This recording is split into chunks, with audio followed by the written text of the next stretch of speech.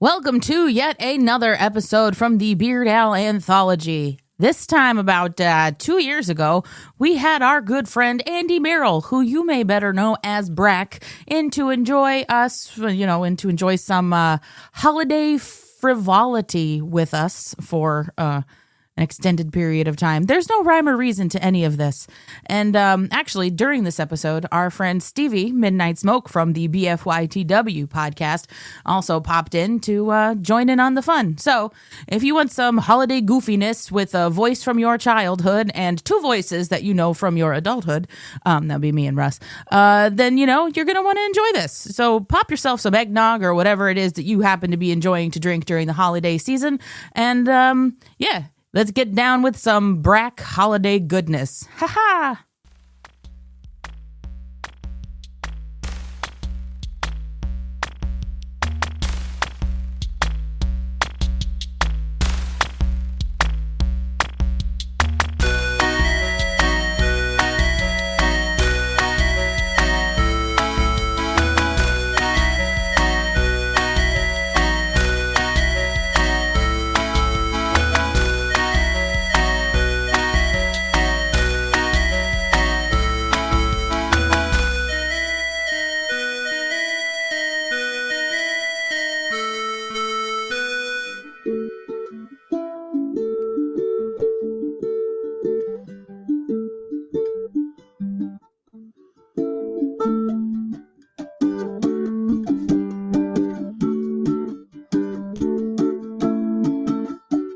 The night Santa went crazy. Yep. Show is. That is delightful. Go. I downloaded Weird off of Apple TV, thinking that maybe eventually they'll put the extras on the digital copy. Oh, maybe they will. I pre-ordered It's bare bones. Tonight is eggnog with. Oh. That's a good whiskey. That's the one with you. Smoked maple. That's delightful. I have the beer I always have at Christmas. It's the Mad Elf from Trogs.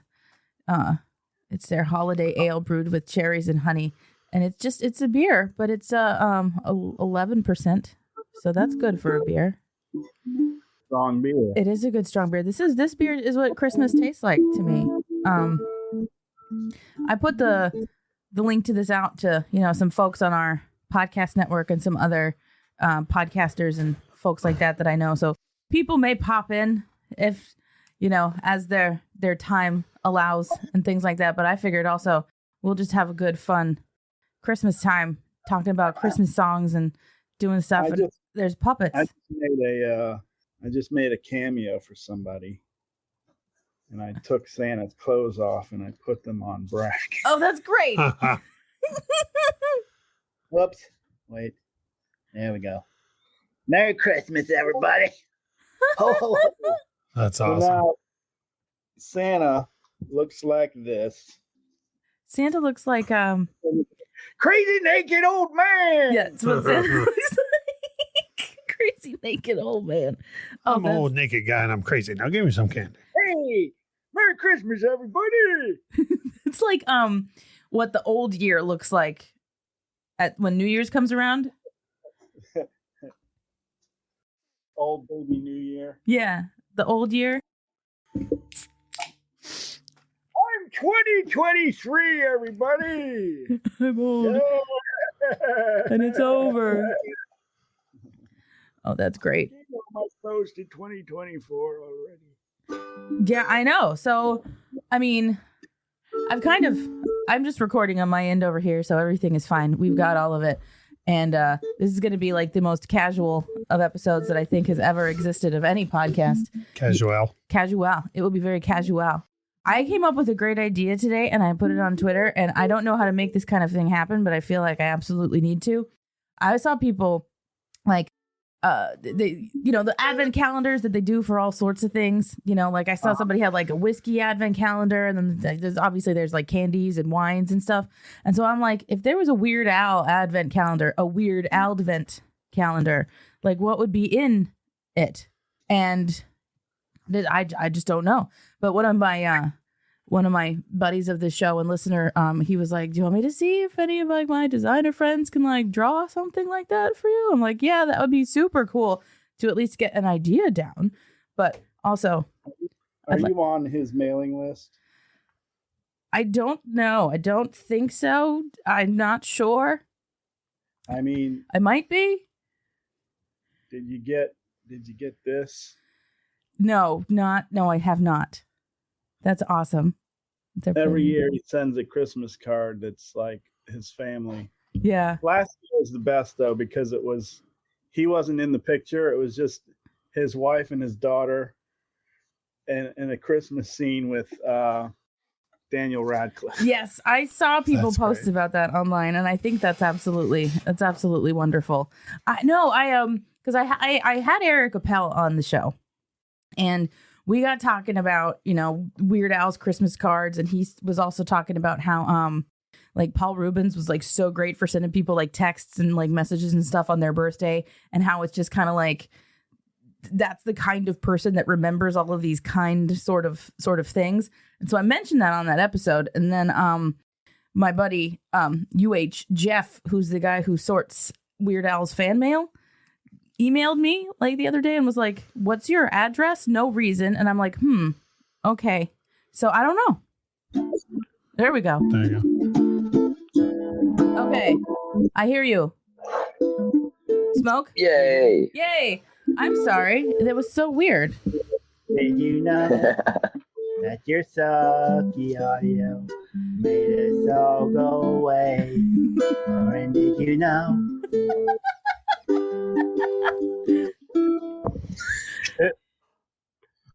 It was. I'm going to do what I did the last podcast I did and just do Christmas parodies. Okay. Christmas classics. I think that's a delightful way to do it. All right. The audio should be mixed fine now. Mary, did you know that your baby boy one day walked on water? Mary, did you know that your baby boy, buddy baby boy, would save our sons and daughters? Did you know the baby boy will come to make you new? And this child that you delivered will soon deliver you. Mary, did you know? This is great. So while That was beautiful. it really was. So now that some people are popping in. I've got Midnight Smoke, Stevie from our fellow friends over at the BFYTW podcast, who we always have a delightful time with. And I was like, actually, Smoke is the one who Andy edited the episode that you were on last time, because I was just like, so Smoke got to hear it before anybody else did. And spoiler alert, Smoke, you're probably gonna be editing this one too. Ooh, sweet. Heck yeah. No, I thoroughly enjoyed it. It was nice because I was already a fan. Like, I love Space Ghost Coast to Coast. Like, I was that generation when that stuff came out. So I got to listen to the episode like 3 or 4 times before anybody else did. It was kind of great. Yeah. Yeah. So you were like, he was like my litmus test for how my audience is going to react. He took out all the C words and F bombs. Yeah. Yeah. I try to keep it professional, you know. I kept the Bean song and all that fun stuff in there though. That's true. Yeah, the only C words I will put up with today. Have you heard the British trio? Christmas. Have you heard the British trio of women? They sing a song called "Don't Be a C Word." I love that. Oh yeah, I just actually just sent that to Russ and some of his friends the other day. Like, it's Christmas, trying not to be a, bundt cake. It's so good. Yeah. And I love when stuff like that kind of humor comes from unsuspecting packages. And you have to do it in a British accent. Of course. Or offensive. Yeah. Why are some words not offensive with a British accent, but they are offensive? Because it's a more common word in the UK, I think. I guess. Here. I guess. I don't know. More word here. That's true. They're a little more flippant with it over there, which is fine. So as long as you have an insulting accent with it, you're good to go. Right. Yeah, cool. Here in America, it's more of a Karen word. Yes. Yeah. You know what, Smoke? Since you're here, I'm gonna ask you a question because we're talking about Christmas music. Do you have a favorite Christmas song, and if so, what is it? Oh man, I can tell you it's not that stupid Christmas shoes song. Let's see. Smoke has strong opinions on this. That Christmas shoes song will mess you up. Yeah. I've heard. Well, I've been listening to another show, and they played that song. Like, you want to hear something depressing? They played that, and then like the next 4 episodes were other songs that were made, Christmas songs that were worse than that song. It's messed up. So all I've been hearing lately is really sad, depressing Christmas songs. Yeah. But I would have to say Dominic the Donkey. Me too. That's up there for me, man. It was my dad's favorite. My grandfather was from Sicily and stuff, so my dad loves that song. So I loved it growing up. I was jamming it in the car the other day. It's almost Christmas time. There I stood in another line, trying to buy the last gift or two. Not really in the Christmas mood. Standing right in front of me was a little boy waiting anxiously, pacing round like little boys do. And in his hands he held, guess what? A pair of shoes. And his clothes were old and worn, dirty from head to toe. When it came his time to pay, I couldn't believe what I heard him say. Sir, I want to buy these shoes for my mama, please. It's Christmas Eve and these shoes are just her size. Could you hurry, sir? Daddy says there's not much time. You see, she's been sick for quite a while, and I know these shoes will make her smile. And I want her to look beautiful as Mama meets Jesus tonight.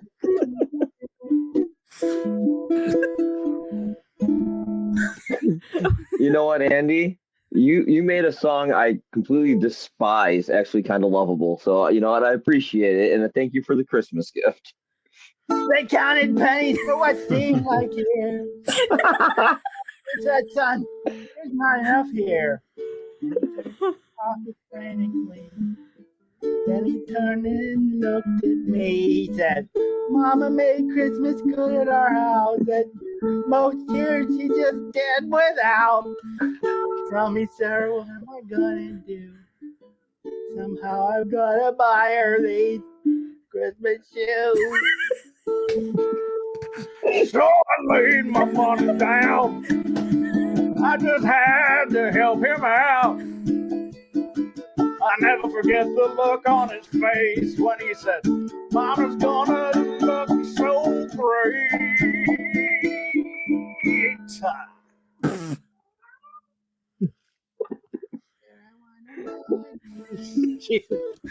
That's great. Oh my God. I heard that with Bad Romance, but I can't find the key. Oh, that's fun.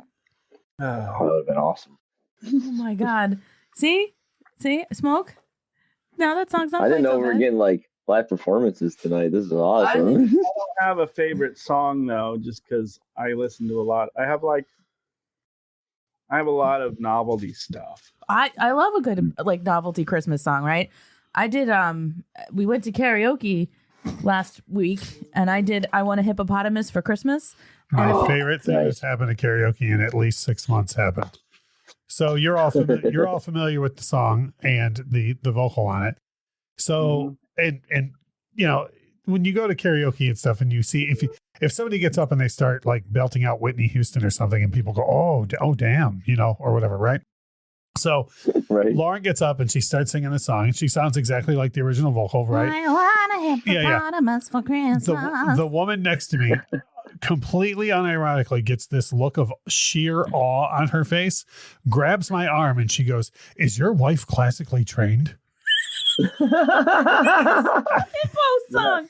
I'm like, no. And I like pointed at Lauren and pointed at the woman and pointed at Lauren, and I was like, because of this song? Like, you know, because Lauren can sing, you know, and I didn't know if maybe she'd heard her sing like other stuff, you know. That's the classic text, though, is I want a hippopotamus. Well, yeah, obviously. At Juilliard, I would imagine that's involved in the finals, yeah. Gayla Peavy should be everybody's top vocalist. It's the bar. That's where everybody starts. Yeah. Yeah. Oh, got a barking dog. Now Smoke has to pick a new least favorite Christmas song because his least favorite's now been turned into a favorite. Oh man, You've got a custom version. I know. now. You know. Hey, you know what? I'll volunteer. Do you know what my least favorite Christmas song is? I will get violent over this song. I actually do. Okay. Oh, really? I do. Wonderful Christmas Time. Yep. It is. It hurts my soul. It's a lot. Wonderful Christmas Time. The Paul Peppy one? McCartney. The Paul. I usually don't take sides in songwriter battles, but I am on John's side about that one. That's a terrible song. I like it. I like it. Everyone likes it but me. Literally, everybody likes that song but me. I had to remove it from my Christmas playlist. And John. Sorry. Me and John. Sucks. I don't. Uh-oh. No. You know what I hate? All right, it's been fun, everybody. There's only like 3 couples that can do it, maybe 4, but I hate Baby It's Cold Outside. That's fair. There's maybe 4 versions that are good. There's Louis Jordan and Ella Fitzgerald. That one's good. There's one with Pearl Bailey. The best one was with Pearl Bailey because right. she improvs through the entire song, and it's hilarious. Maybe Sammy Davis Jr. and I can't remember her name. And then there's a Louis Armstrong one. That's pretty good. Yeah. Other than that, stop it. Nobody else. That's true. And I think, you know, and that they're trying to make that song like it's a product of its time. And like if you actually really dig into the lyrics, like it's a very empowering song for the woman, right? But then you get like modern interpretations of it. Like I know you love your girl Kelly Clarkson, but she did a version of it terrible. with John Legend where he like wokeifies like the man part, like, you know, you have agency, but I'm John Legend, blah blah blah blah. And it's like, oh no. Amy Grant and Gloria Estefan had no business making Christmas albums. They suck. Nobody asked for a Christmas album by Train. I don't know who else. Everyone. Doesn't everybody at some point puts out a Christmas record? I think it's like a legal obligation. It's money. Mm-hmm. Oh yeah. Mm-hmm. And if you put easy out money too. I enjoyed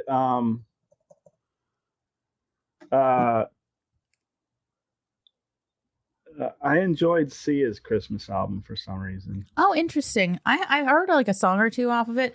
I will tell you this much though. I am very much stuck in the glam 70s Christmas songs. Like I could listen to Slade, Merry Christmas, and Wizard, I Wish It Could Be Christmas Every Day, back and forth ad nauseum as my only Christmas music, and like I'd be fine with it.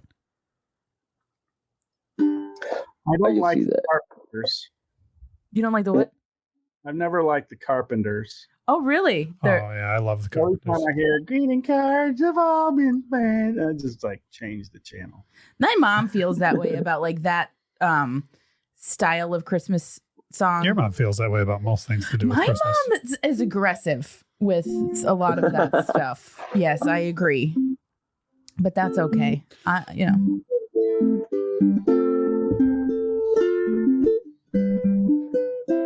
This is nice. I get music before I go to sleep. Yeah.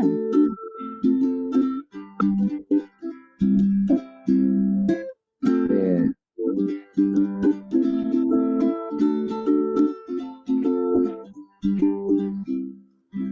I just like the chord transitions on some of the Sia songs.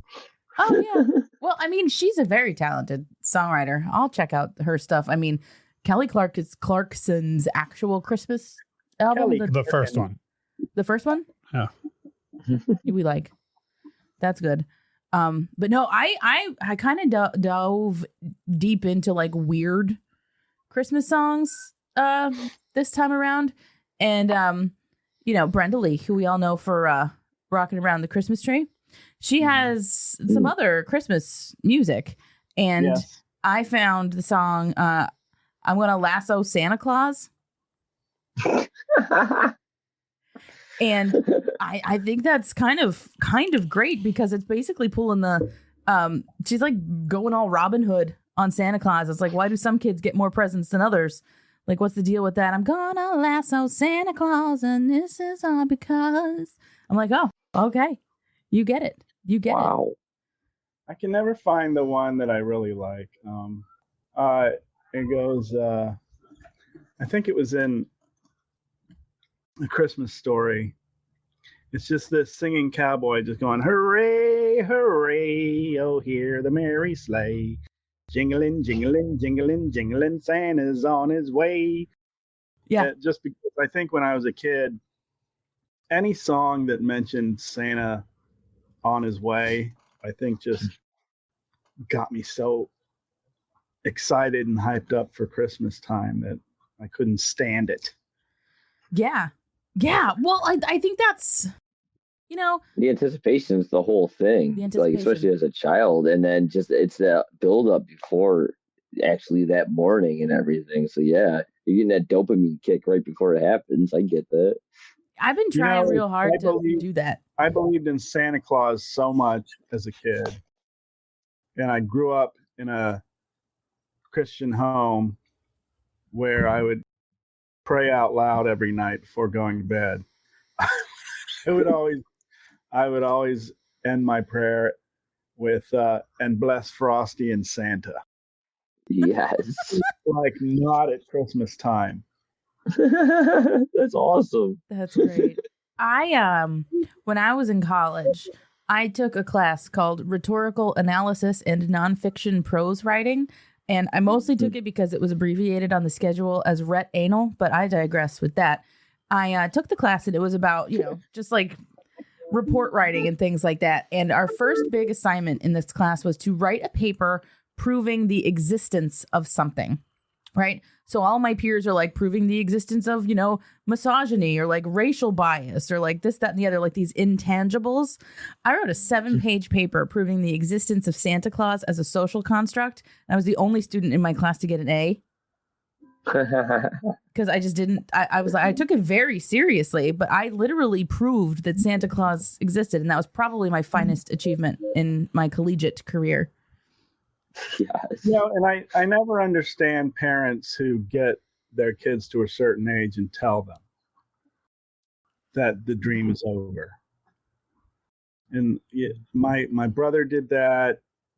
I think my sister's crappy ex-husband did that at an early age with his kids. Oh, it sucks. And I never thought, I always wanted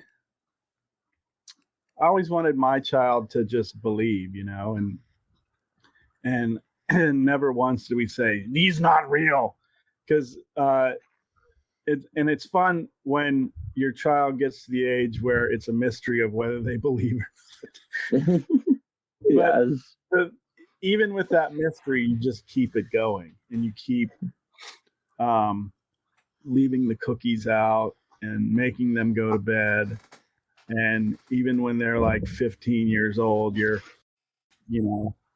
still hiding presents and putting them under the tree on Christmas Eve and stuff like that. So Yeah. That's the Christmas magic right there. Yep. My parents never told me. I think when I was 12-ish, I figured it out. But I also didn't like call them out on their, Santa propaganda or anything like that, but I was also scared to lie. Okay. So I came up with something. Again, I'm 12. My mom asked me, "Do you believe in Santa Claus?" I was like, "I believe in the Christmas spirit." That was my answer. It's a good answer. I think when I was 12, though, I think I would have still said yes. I probably I should have. It would have been easier, but I was also like, this I can ride this out though, like because the Christmas spirit is the thing. I can't say for sure the exact moment where I stopped believing. You know.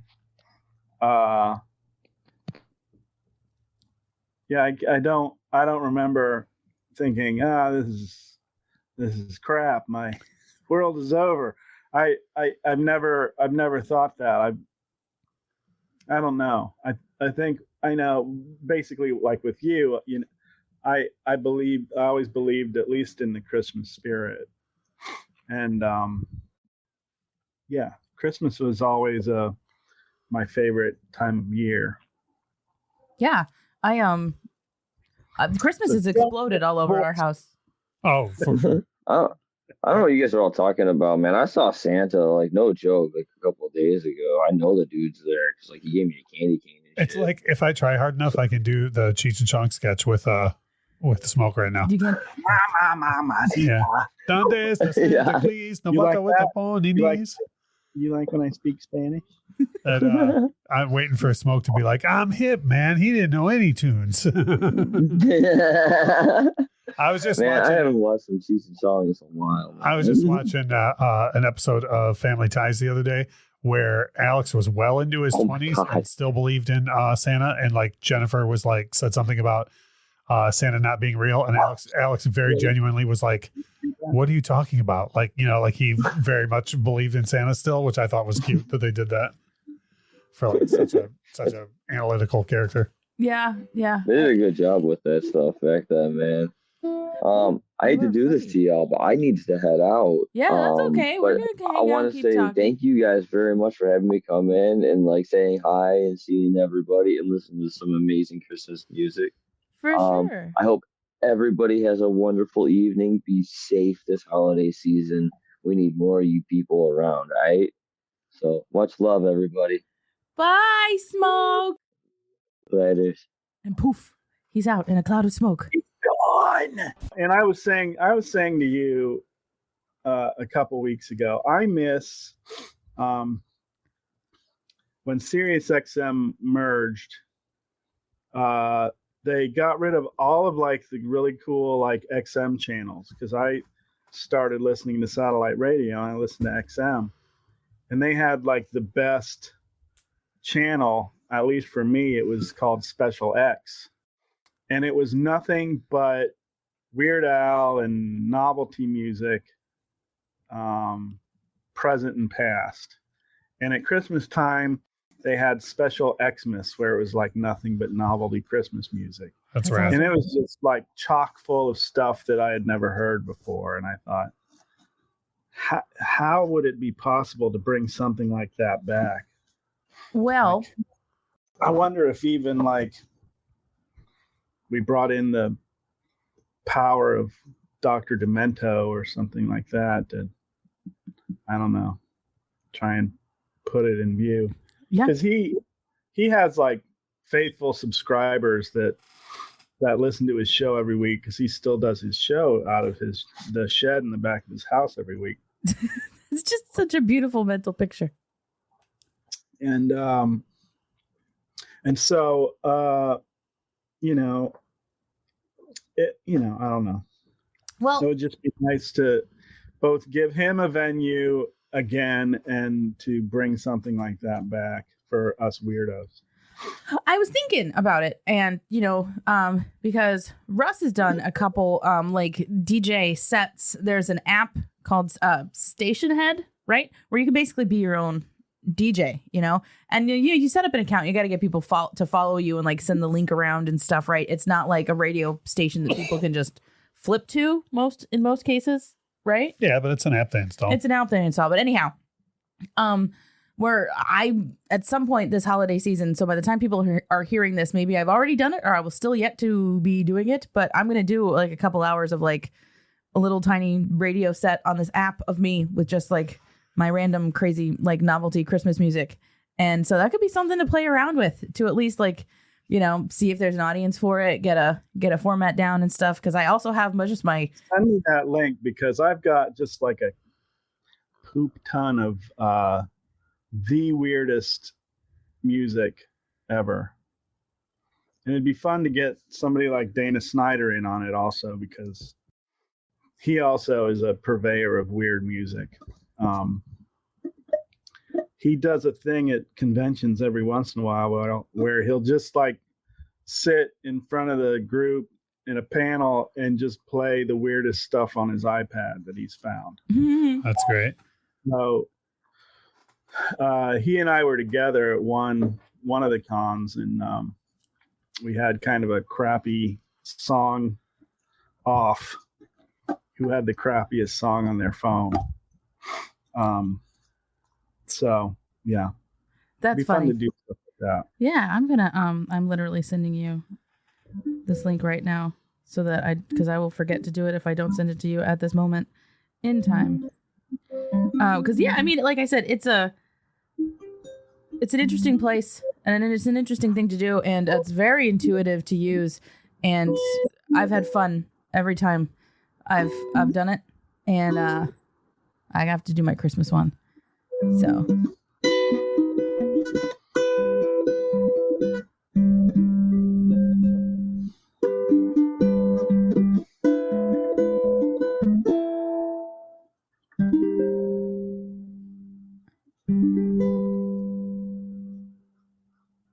All right, Carrie.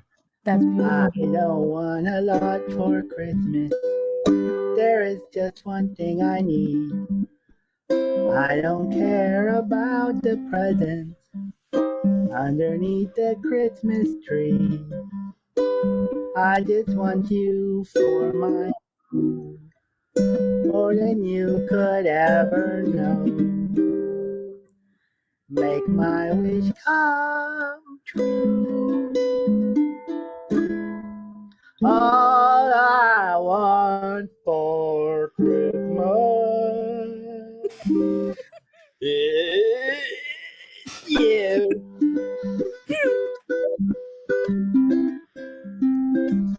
Baby. That's great. I love that. Yeah. Classic. I think you've improved that song for me. I've improved over the year a little. I've been like pulling out these stupid cover songs for like a year now, and I think my playing's gotten a little better. I've learned a few more chords. I think the last con I went to, the music was a little loud on the loudspeakers, so I couldn't like mess around that much. So I thought, I'm going to try and play everything that's playing over the loudspeaker. So I would just look up the song and just play along with it. That's delightful. So like, speaking of these cons and conventions and stuff, I know you've got a couple, at least one or two things on deck for yourself in the coming year, because I know the people listening to my show are interested, and if they're nearby, is there anywhere where people can come see you? There's the next one I'm at is in Pensacola, Florida, Pensacon, and there's a lot of good people at that one. I was most excited because I just did Disney's KIF last summer. It's a new show. I think about 20 episodes are streaming on Disney Plus now, and I was just cast as one of the family members. Neat. So I noticed KIF is going to be at Pensacon, so I'm excited. I get to meet her. And then I'm the musical guest of honor at MarsCon in Minneapolis in March. That's why you can't come to our reception.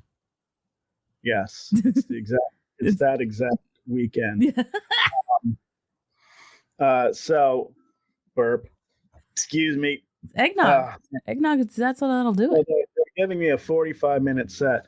So then in June, trying to figure out when my daughter goes to a high school that hasn't listed when the graduation weekend is yet. But Oh, this like the second weekend of June, I'm supposed to be somewhere outside of San Francisco at a con. And then there's one in July that's in Oregon, which is I'm kind of excited about, because who gets to go to Oregon, you know? Right. It's the other Portland. You want me to do this? No, what do I want? My house in Budapest, my hidden treasure chest, Nice. my golden grand piano, my beautiful Castillo for you. Ooh, you. I leave it all for you. Ooh, you. I leave it all. See, I can do it with people listening, but if I do it without people listening, it takes me a few takes because I start crying. Oh no. It's such a pretty song. It is. It's not a Christmas song. No, it's not a Christmas song. It's not a Christmas song. Well, yeah, but if you give him like another 15 years on his career, he'll probably rewrite it as a Christmas song for his Christmas album. My bed in Bethlehem, my. Yeah. Nice. Thank you. See, There I are can do a it. couple songs that I have in my Christmas list that aren't traditional Christmas songs. That's as it One should of be. them, I found out long ago, long way down the holiday road, holiday road, holiday road. I just think that song is festive. And why wasn't it in Christmas Vacation? It is festive. We both version on Christmas Vacation. we both have these robes that are like Santa robes. I'm actually wearing mine right now. And usually when we put them on, one of us will inevitably go, I got to get my holiday robe. We truly believe Lindsay would have wanted it that way. Yeah. There's a famous song from the original Willy Wonka and the Chocolate Factory. Who can take a sunrise, sprinkle it with dew, cover it with chocolate and a miracle or two? The Candy Man. Candyman can. That's in my Christmas. Yeah. I don't My really grandma know used to about play that. the Sammy Davis version of that all the time. That Of was Candyman. and then there's another Sammy Davis song that they did a lot in the 70s. It wasn't just Sammy Davis Jr., but it was a lot of people did this on variety shows in the 70s, and it was I feel like I'm made out of gingerbread.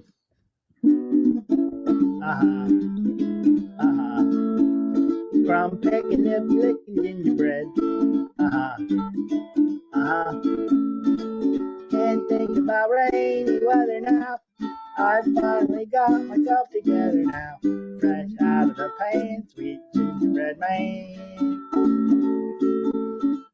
Fresh out of the pan, sweet gingerbread man.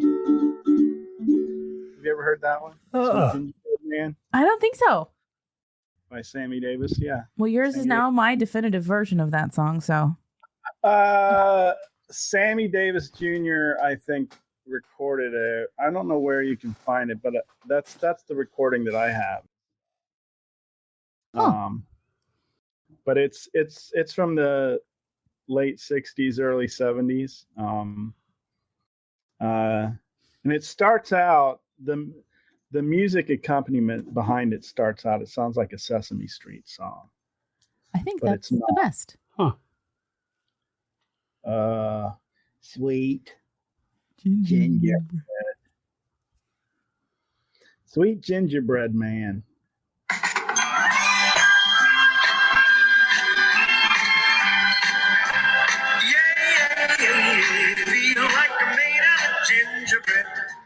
I can see why that would be a Christmas song. Yeah.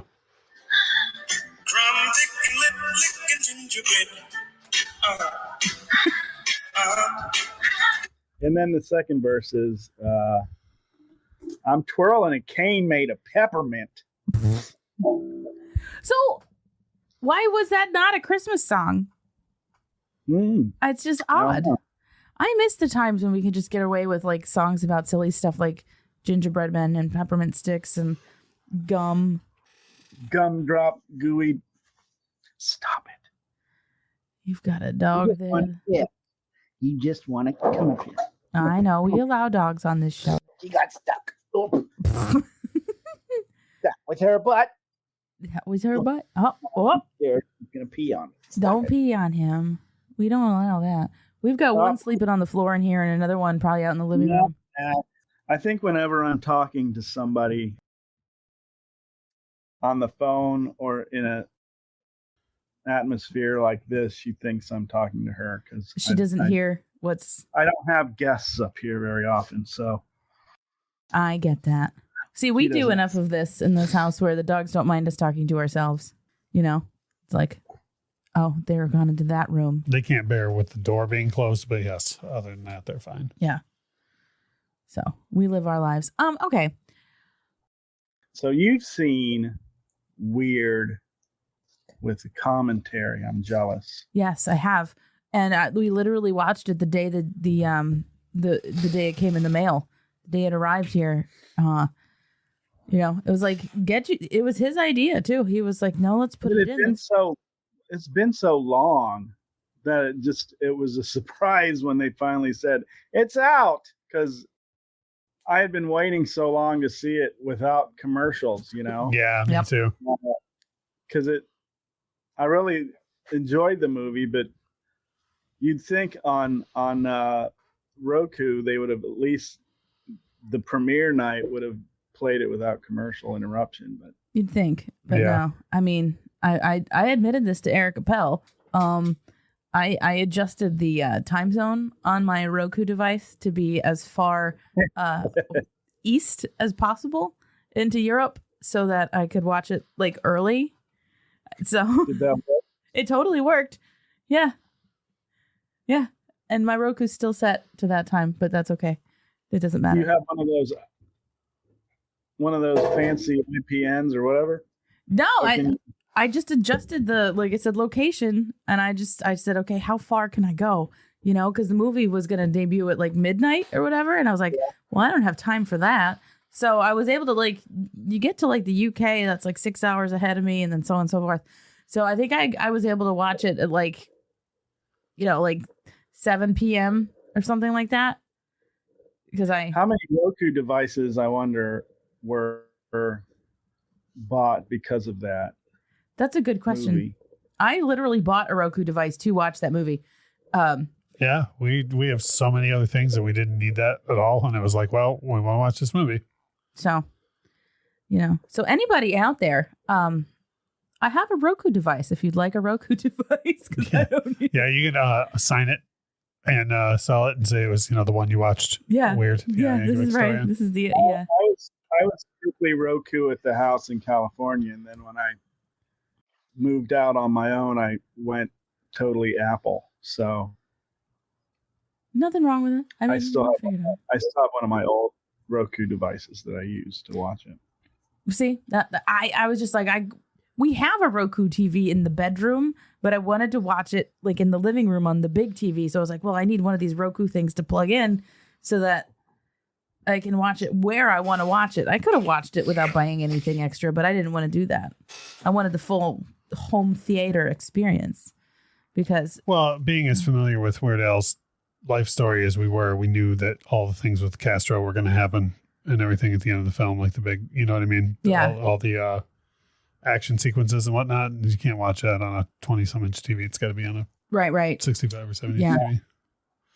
His legacy deserves that. Like, we owed it to him and his memory. Yeah, well, I mean that, and the scenes with Madonna, I was always hoping that there was going to be like something in there that would give us like a bit of hope of bringing her to justice, so I wanted to see as much detail as I could. But as far as I'm aware, she's still at large, which I think is awful. I think Madonna really does need to be brought to justice. Yeah. She does. Yeah. I mean, so you watched it. You watched the movie, and I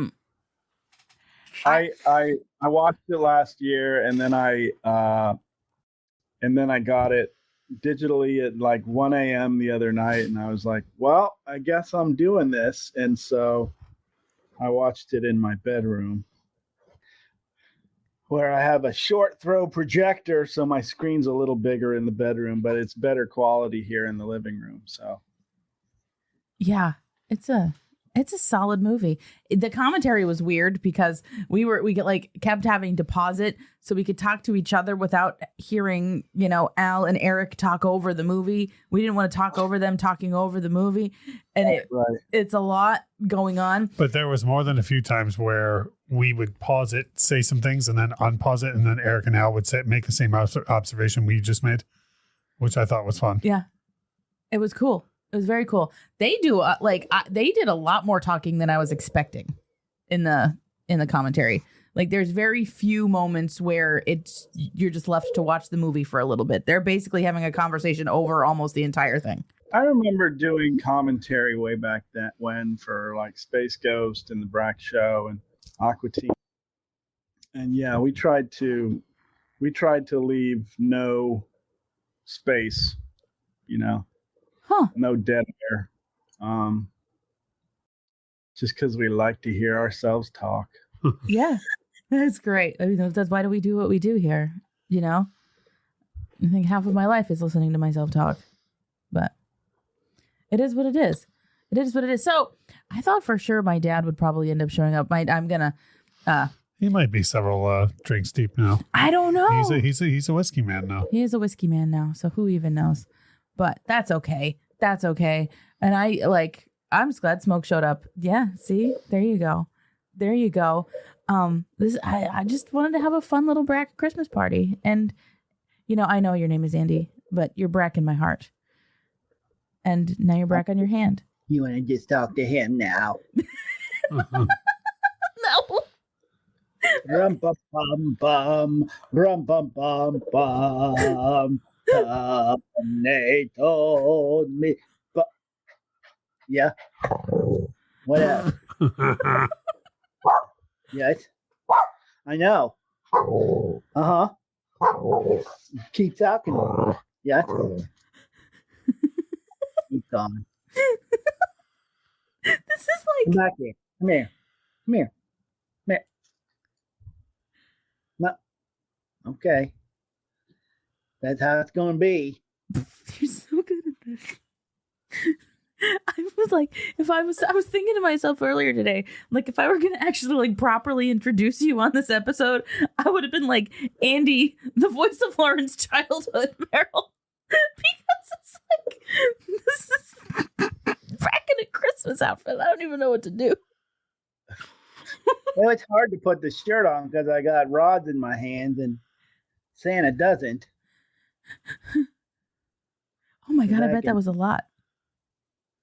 I can be the ghost of Christmas yet to come. That's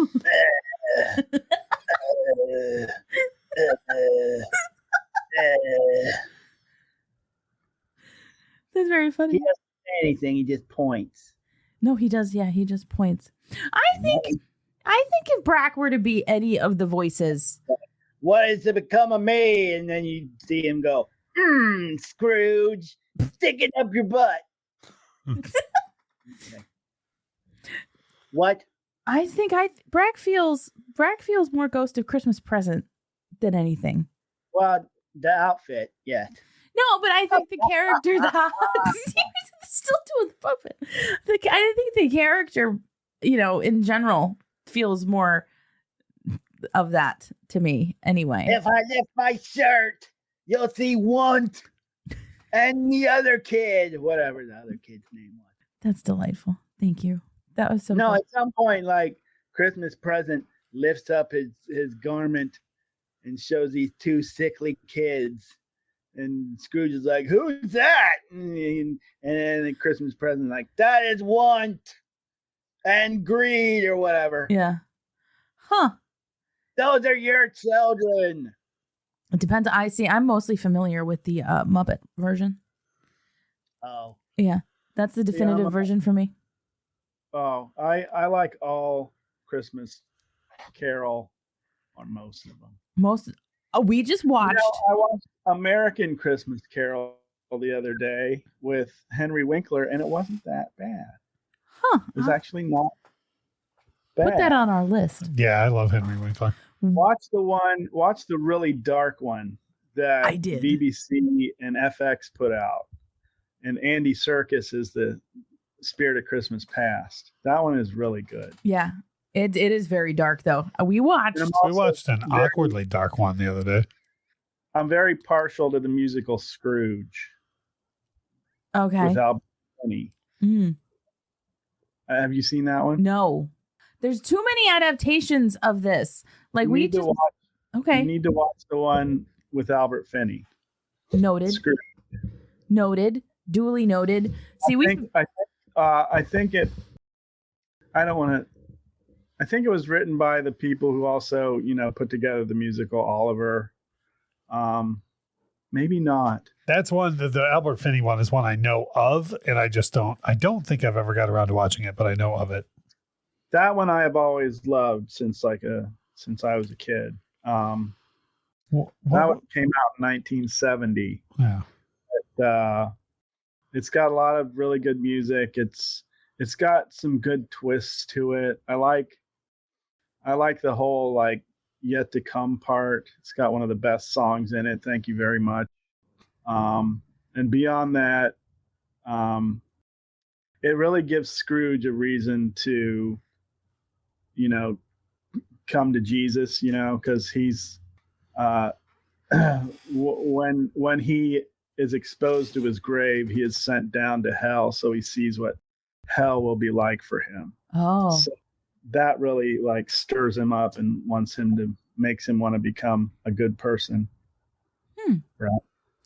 It's a nice, like, I like that the bones of the story are open to so much interpretation, but that can also be bad. Earlier this Christmas season, we watched a movie called A Christmas Karen, which was terrible. Well, like that we went into knowing it was going to be terrible. The one we watched the other night, I can't think of the name of it, with the pop star who died. And then caused the whole Christmas Carol thing to kick in, was the weirdest thing I've seen in forever, ever. Yeah, that came out. That was like a 2010-ish. Something like that. Christine Milian was in it, so it would have been around that time. Okay. I guess. I started writing last year and tried to start a podcast. So people would sign up and hold my butt to the fire to make me finish the story. So I haven't finished the story, but I started writing. So far what I've written takes about an hour and a half to read, but it's like a take on the spirits of Christmas and how they root out like who they're going to haunt every Christmas. Oh, so that's like cool. Santa, they get letters, not from kids, but from like the Marleys, the different Marleys that are in hell. And so they have to decide from all of these letters who they're going to pick to be like, who's the biggest asshole on earth that they're going to go and haunt that year to make him become a good person. So initially it was a story of mistaken identity. They get somebody with the same name as the bad guy who's like the best person.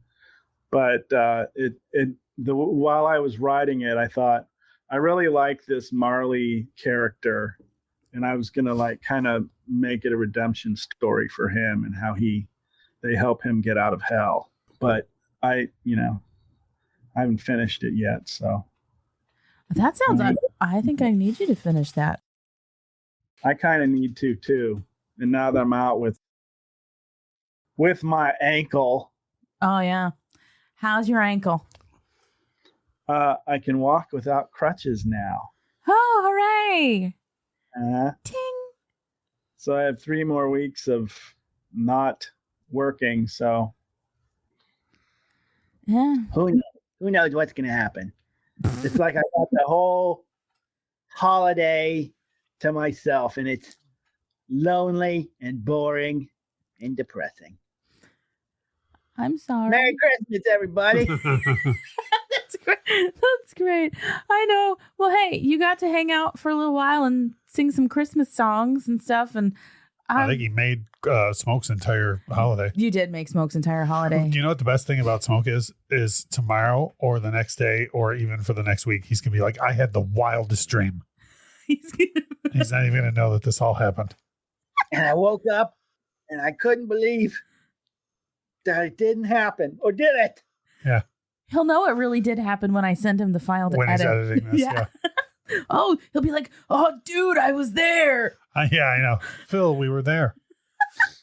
That's one good dude, though. Yeah, he's solid. I love this Brak with I the holiday. I put on a Santa suit because I actually did a cameo today. So I'm doing one tomorrow, too, for somebody. So. That's awesome. That's awesome. Yeah, I know a ton of people that would enjoy a Brak cameo. No, I'll probably have to notify those Put people. a link to it in your show notes. I too. sure will. Do it. I will do it. I think the video I just made for whoever is up on Cameo. I didn't set it to private, so Yeah. oh golly, it's just such a what a video. Oh, what a video you'll get. It's so delightful. I'm no George Santos, but what can I do? That's great. Can you do me a favor? And I know you said Merry Christmas as Brak before, but I feel like I need like a really perfect thing to end this episode on. So, give me some holiday well wishes from Brak to end this episode, please. Oh, dashing through the snow in a one-horse open sleigh, o'er the fields we go, laughing all the way.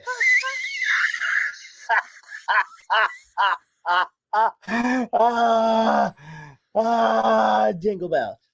Merry Christmas, everybody. From me, Brak, to you, and this guy moving his mouth behind me. Merry Christmas. Happy holidays to you and yours. On behalf of me, Santa Brak, the Brak of Christmas present. Merry Christmas.